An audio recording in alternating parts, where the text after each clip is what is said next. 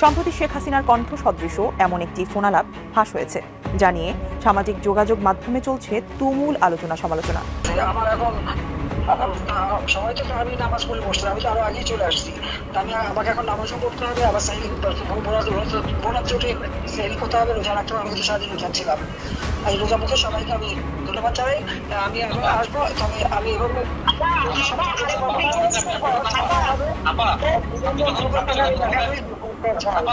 আপনি যখন প্রথম ক্ষমতা আসেন তখন একবার এই যে সরে গেছিলেন, তারপরে আপনার প্রধানমন্ত্রী যাওয়ার কথা ছিল কাজী মঞ্জুরুল আলম, উনি আমাকে জানালে একটু আগে ফোনে যে আমি কথা বলতেছি, আপনি কি আল্লাহ যদি সুস্থ হন আবার বাংলাদেশে ফিরে আসেন, সরে যাওয়ার অনুরোধ করছে কাজী মঞ্জুরুল কথা বলার সুযোগ করে দেন। অপপ্রচারের ফলে আমাদের সঙ্গে একটা ভুল বোঝাবুঝি হয়ে গেছে।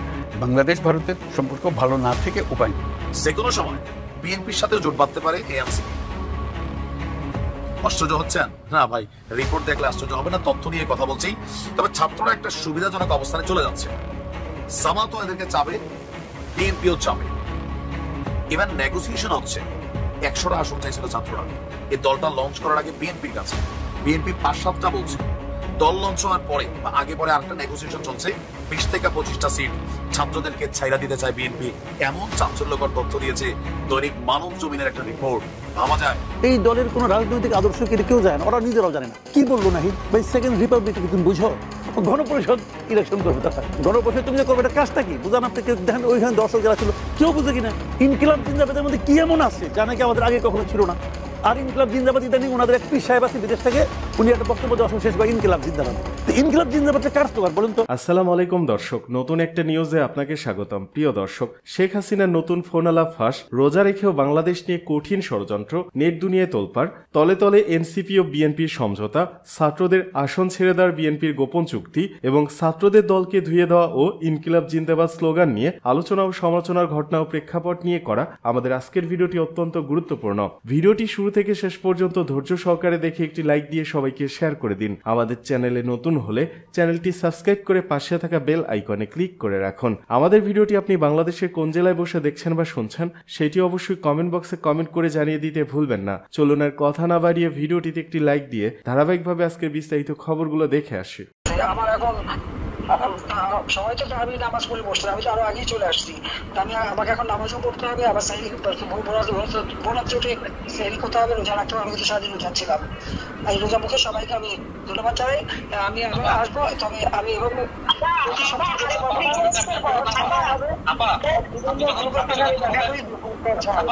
আপনি যখন প্রথম ক্ষমতা আসেন তখন একবার এই যে সরে গেছিলেন, তারপরে আপনার প্রধানমন্ত্রী যাওয়ার কথা ছিল কাজী মঞ্জুরুল আলম, উনি আমাকে জানালে একটু আগে ফোনে যে আমি কথা বলতেছি, আপনি কি আল্লাহ যদি সুস্থ হন আবার বাংলাদেশে ফিরে আসেন, সরে যাওয়ার অনুরোধ করছে কাজী মঞ্জুরুল কথা বলার সুযোগ করে দেন।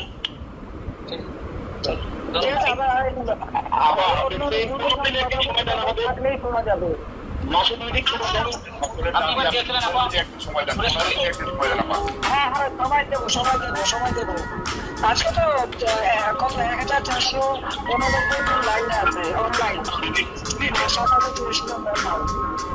হ্যাঁ 1490 হ্যাঁ দেখতেছি তো 1490। আপনার কাছে একটা রিকোয়েস্ট, আমাদের চট্টগ্রাম আপনি চিনেন সরে যাবেন কিনা?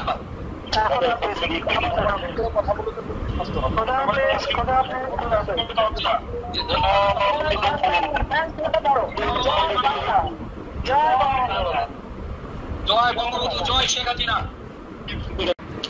আমার উপর দোষারোপ করা হয়। আজকে হত্যাকাণ্ডের যদি তালিকা নেন, ইউনূসের আমলে সব থেকে বেশি হত্যাকাণ্ড ঘটেছে। তার সময় মাদ্রাসা শিক্ষক, প্রাইমারি স্কুল শিক্ষক, ছাত্র, শ্রমিক, গ্রামের শ্রমিক, যেদিন যারা আন্দোলন করেছে সেই দিনই তাদেরকে তুলে দেওয়ার জন্য সাউন্ড গ্রেনেড, টিয়ার গ্যাস, গরম পানি মারা, এমনকি মা ছোট্ট শিশু তার উপর পানি মারা, সেখানে গ্যাস মারা, নানাভাবে নির্যাতন করে তাদেরকে আন্দোলনে করতে দেয় নাই, বাধা দিয়ে, এবং তার গুলি চালানোতে শ্রমিক হত্যা হয়েছে, ছাত্র হত্যা হয়েছে, প্রতিদিনই লাশ পড়ে যাচ্ছে। আর তাছাড়া ইউনূসের যে সন্ত্রাস বাহিনী, এই সন্ত্রাস বাহিনী তো প্রতিনিয়ত মানুষকে হত্যা করে যাচ্ছে।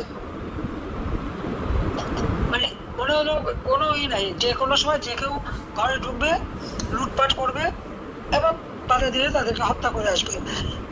ছেলেকে পায়নি বলে মাকে হত্যা করা, বাবাকে হত্যা করা, মাকে গাছের সাথে বেঁধে রাখা, এটা কোন ধরনের কথা? এইভাবে আর আওয়ামী লীগের নেতা কর্মী হাজার হাজার নেতা কর্মীকে গ্রেপ্তার করেছে। 20,000 শুধুমাত্র এই ফেব্রুয়ারি মাসেই 20,000-এর উপর নেতা কর্মীকে গ্রেপ্তার করেছে এবং অনেকে খোঁজ পাওয়া যাচ্ছে, তাদের গুম করে দিয়েছে। প্রায় 3,000-এর উপর পুলিশকে হত্যা করেছে। আনসার চল্লিশ জনের তো খবরই নাই। পিটিআর হত্যাকাণ্ডে যারা সামরিক বাহিনীর অফিসারদেরকে যারা হত্যা করেছিল সেই মামলাও প্রত্যাহার করা এবং তাদেরকে ছাড়ার চেষ্টা।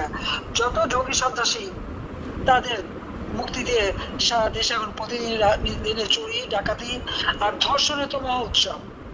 বাসে, রাস্তায়, এমনকি ফুটপাতে, এমনকি একটা ফকির মিসকিনও রেহাই পায় না, ধর্ষণ করে যাচ্ছিল।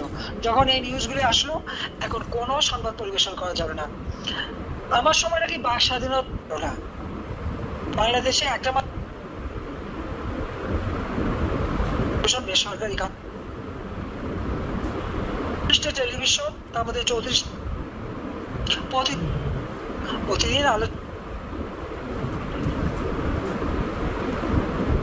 কয়জন সাংবাদিক গ্রেপ্তার হয়েছে,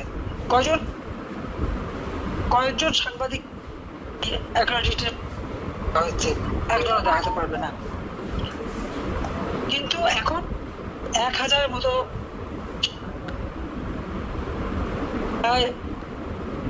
কাছাকাছি সাংবাদিকের 600 মামলা, তার মধ্যে 106 জনের বিরুদ্ধে হত্যা মামলা।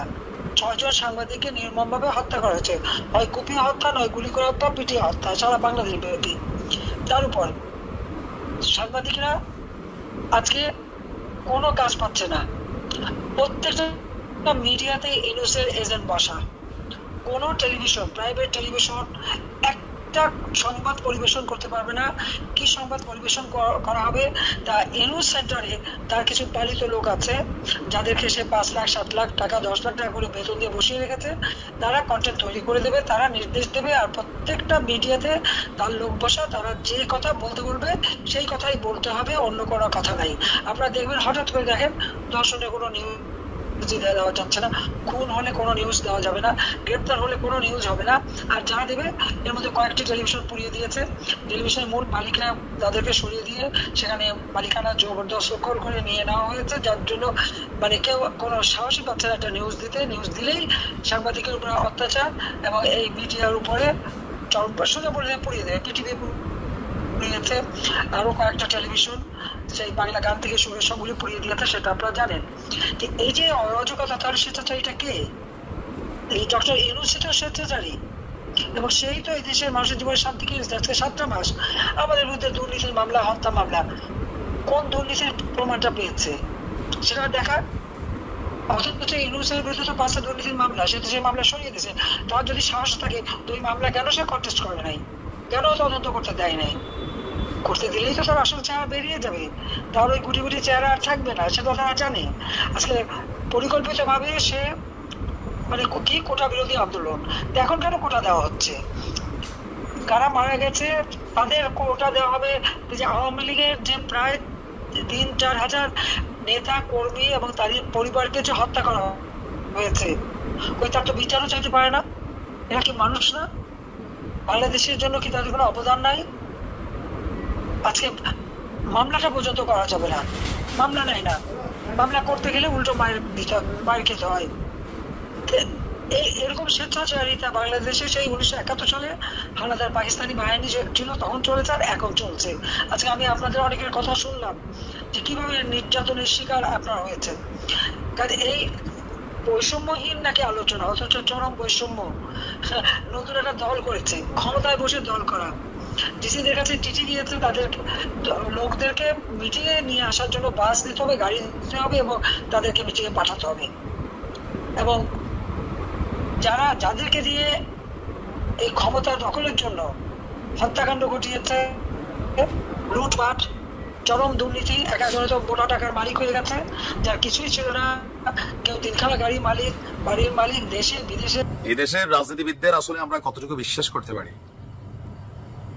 আমরা কি দেখছি, পর্দার অন্তরালে কি কি হচ্ছে, আমাদের ক্যালকুলেশন সকালে থাকে একটা, বিকালে আর একটা, তাই না ভাই? এটা আমাদের ক্যালকুলেশন থাকে না।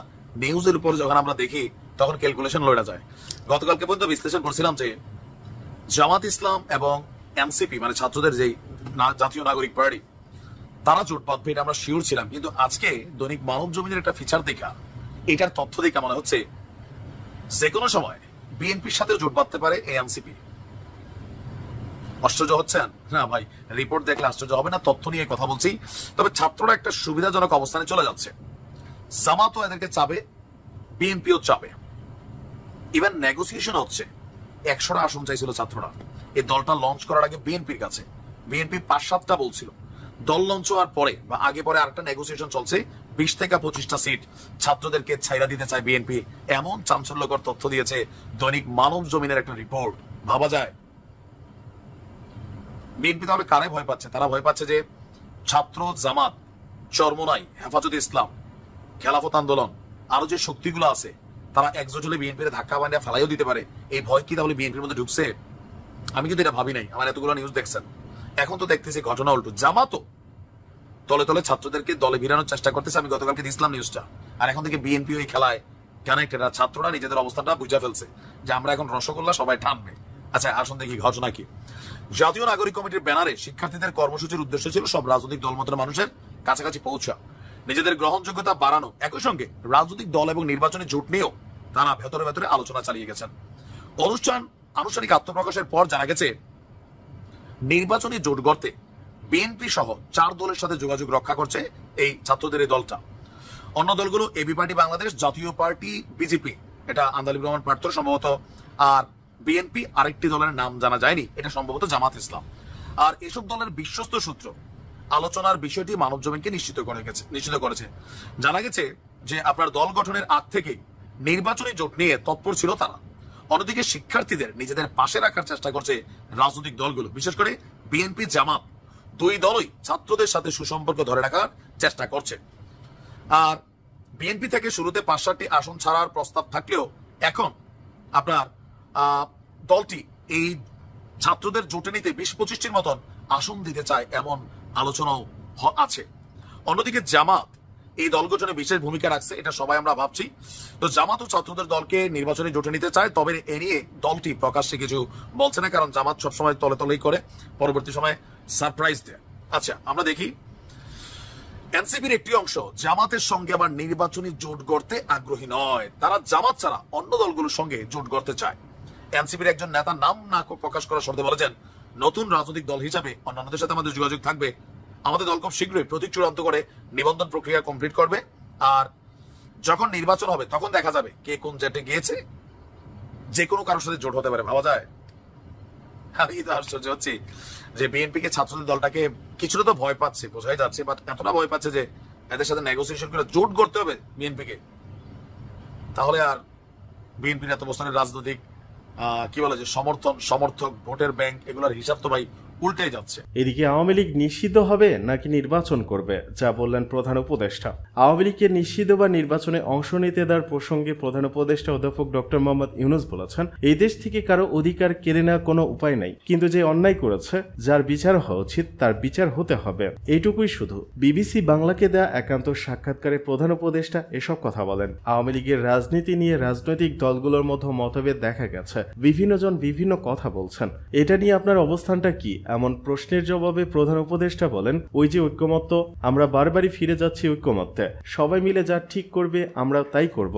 একই প্রসঙ্গে প্রধান উপদেষ্টা বলেন, আমি অত ডিটেলসে যাচ্ছি না, আমার বরাবরই পজিশন হলো যে আমরা সবাই এই দেশের নাগরিক, আমাদের এই দেশের উপর সমান অধিকার, আমরা সব ভাই ভাই, আমাদের এই দেশ বাঁচাতে হবে, এই দেশকে বড় করতে হবে, কাজেই যে মত দল করবে তার মতো করে সবকিছু করবে, এই দেশ থেকে কারো অধিকার কেড়ে নেওয়ার কোনো উপায় নেই, কিন্তু যে অন্যায় করেছে, যার বিচার হওয়া উচিত তার বিচার হতে হবে, এতটুকুই শুধু।